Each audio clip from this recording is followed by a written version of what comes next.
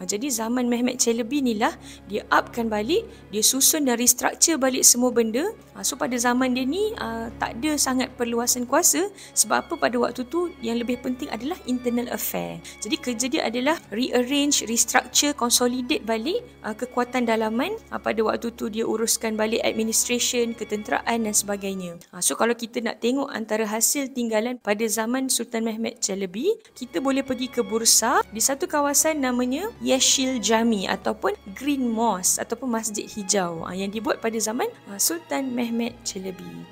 Jadi makam Sultan Mehmet Chalabi pun berada di sana. Bila kita masuk ke dalam Yeşil Cami ni, kita jumpa Shadirvan macam kita jumpa di Ulu Jami, tempat ambil wuduk yang ada water fountain, dan dia berbentuk T.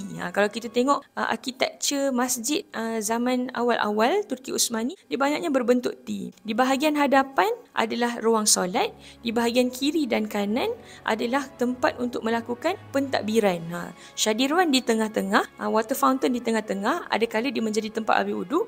Tapi bila berlakunya urusan pentadbiran, di belah kiri dan kanan contohnya ada meeting, dia akan on water fountain untuk apa? Noise cancellation. Jadi yang belah sini tak dengar perbicaraan belah sana tak dengar perbicaraan belah sini. Jadi dari sini kita belajar bahawa pada suatu ketika dulu, masjid ataupun dalam bahasa Turki kita panggil sebagai jami merupakan nadi kehidupan dan juga pusat kepada sesebuah bandar ataupun kuliah tersebut. Jadi sebab itulah kan dia nak bagi semua orang untuk apa tu? Kedekatan hati kepada masjid kan, untuk sentiasa ingat Allah. Tak ada istilah membawa masuk politik di dalam agama, sebab politik juga adalah bahagian daripada Islam. Maka dia berada, sistem pentadbiran tu berada di dalam masjid, and the moment azan berkumandang hayya 'ala salah, semua benda akan diberhentikan dan semua orang akan march towards saf dan akan solat menuju Allah. Sebab itulah kejayaan dan kehebatan yang hakiki.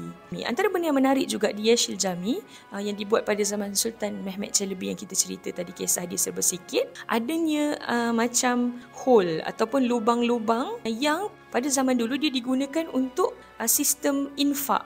Jadi sistem infak dia macam ni. Bila contoh orang datang untuk solat, dia akan bawa apa yang dia nak infakkan. Contohnya kalau solat subuh, dia akan bawa makanan untuk breakfast. So dia akan letak dalam hole tu. Lepas tu orang tu akan pergilah solat, dan bila balik, orang-orang yang memerlukan akan ambil.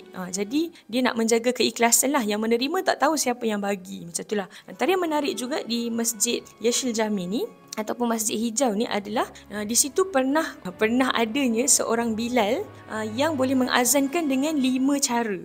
Tapi baru-baru je beberapa tahun yang lepas beliau telah meninggal. Nanti boleh google lah tengok, dia ada 5 cara untuk azan. So itulah antara benda-benda yang menarik di Yeşil Cami.